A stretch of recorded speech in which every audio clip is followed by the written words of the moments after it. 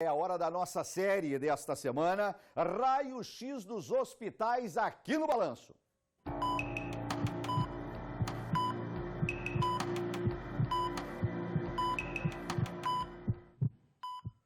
Com a superlotação do HRO, nós falamos ontem, muitos pacientes estão sendo transferidos para outras unidades hospitalares da região oeste.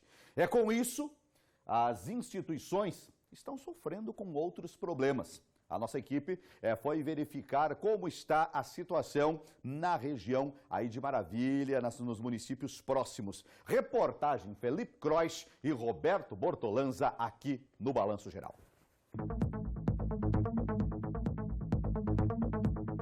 Olhando assim de fora, já dá para perceber que a Associação Hospitalar Beneficente de Pinhalzinho e a Sociedade Beneficente Hospitalar de Maravilha, instituições filantrópicas que administram os hospitais dessas cidades, têm uma situação muito diferente da encontrada aqui em Chapecó, no Hospital Regional do Oeste. Os hospitais estão reformados e toda a estrutura, desde equipamentos, macas e poltronas, estão em perfeito estado de conservação.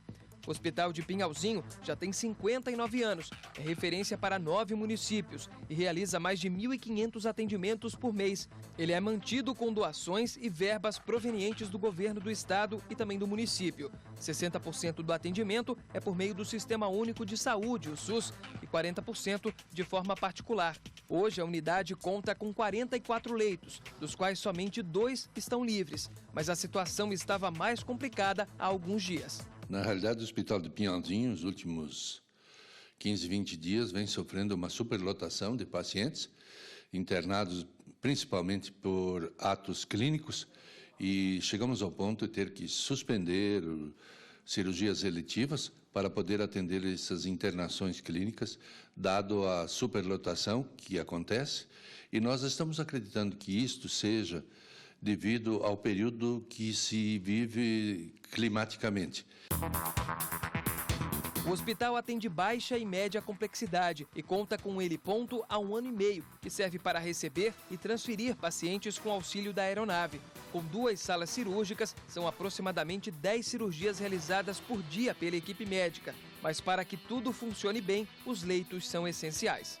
O problema é quando um paciente precisa ficar em isolamento. Isso acontece quando ele está com uma doença contagiosa ou quando vem transferido de um outro hospital, como o HRO, por exemplo, onde precisa ficar sozinho pelo menos 48 horas. Nesses casos, um quarto como esse, com 3 leitos, acabam tendo 2 inutilizados. Embora o Hospital de Pinhalzinho não está na rede de leitos de retaguarda, recebe alguns pacientes, sim, do Hospital Regional, para atendimento clínico e complementação da atividade do tratamento.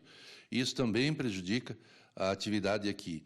Bem, enquanto o hospital estiver assim dessa forma superlotado, pode ser que vocês deixem de receber esses pacientes do HRO, por exemplo?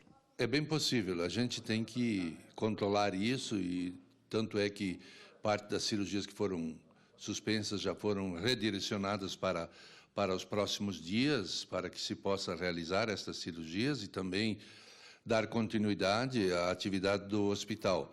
Por enquanto, os pacientes não precisaram ficar internados nos corredores ainda. E é para que isso não aconteça que o hospital quer manter leitos vagos. Em Maravilha, a situação da UTI do Hospital São José ficou complicada há cerca de uma semana. Todos os 10 leitos estavam ocupados e um dos pacientes precisou ficar em uma sala de terapia semi-intensiva. Agora, só 2 pacientes estão na UTI do hospital. A unidade é referência com leitos de retaguarda para receber pacientes dos hospitais de São Miguel do Oeste, Xanxerê e do HRO de Chapecó. Ao todo, o hospital conta com 93 leitos, dos quais 10 são para atendimentos particulares e o restante para o SUS.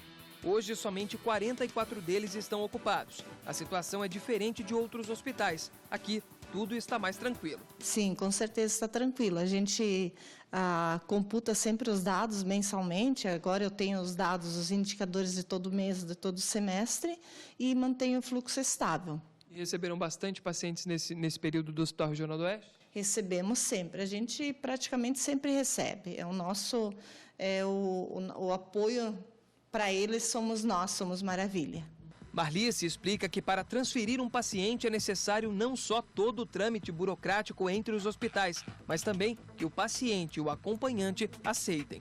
Ele precisa assinar um termo de consentimento, consentindo que ele será transferido para o nosso hospital. E assim, só para também informar que a gente tem uma estrutura para dar suporte para essa família, tem uma casa de apoio com toda a estrutura e acolhimento para esse familiar. Entre os pacientes aqui internados está a dona Albertina. Ela é de Anchieta, no extremo oeste do estado de Santa Catarina, e começou o acompanhamento médico devido a problemas na tireoide em São Miguel do Oeste.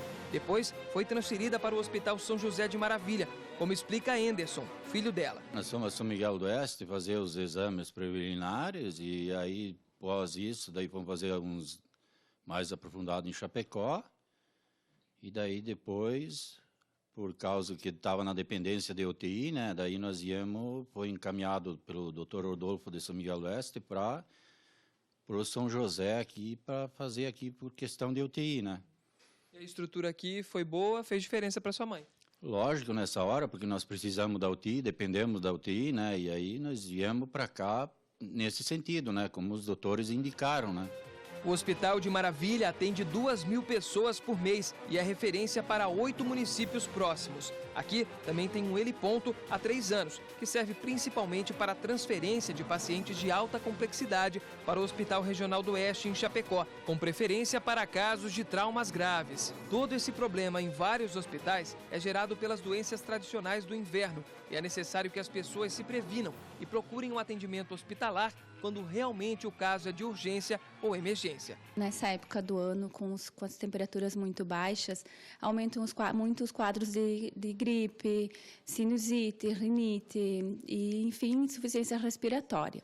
Então, os pacientes que devem procurar a emergência do hospital são quando estão com falta de ar muito acentuada, febre alta, dificuldade para respirar, no caso da insuficiência respiratória, tosse produtiva, aquela tosse bem forte, bem carregada, e a febre, que muitas pessoas confundem, que 37, 37,5 a gente não considera febre.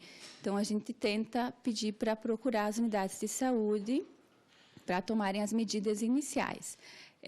Mas no caso de 38,5 para cima, a gente considera febre. Então, também é um fator que a gente precisa ser avaliado aqui no pronto-socorro.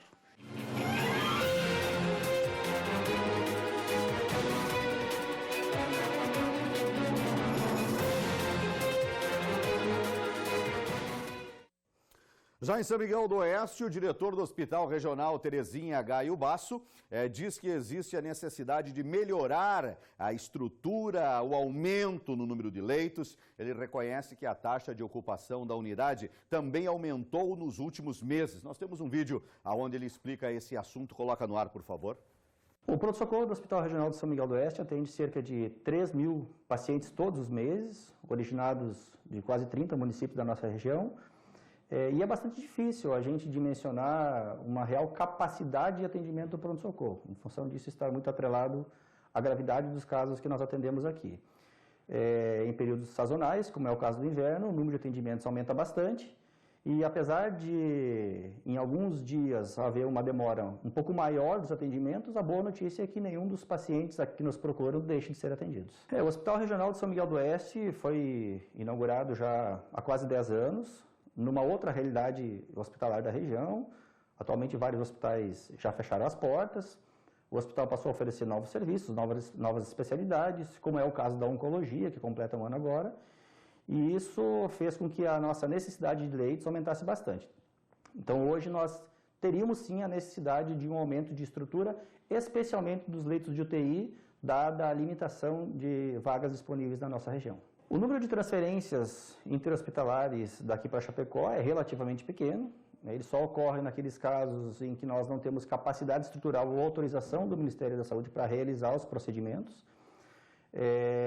Então, o Hospital de Chapecó é referência em algumas especialidades, assim como o Xanxerê também é. Então, é um número pequeno de transferências, porém, elas acabam ocorrendo com uma certa regularidade. O hospital regional, comparativamente ao ano de 2018, teve um aumento na taxa de ocupação de quase 10 pontos percentuais e nós justificamos isso com base na vinda da especialidade de oncologia, o que demanda muito mais leitos, são pacientes mais críticos e que permanecem mais tempo internados nas nossas unidades. E na próxima reportagem da série, você vai conferir a situação dos hospitais de Xanxerê e também de Xaxim.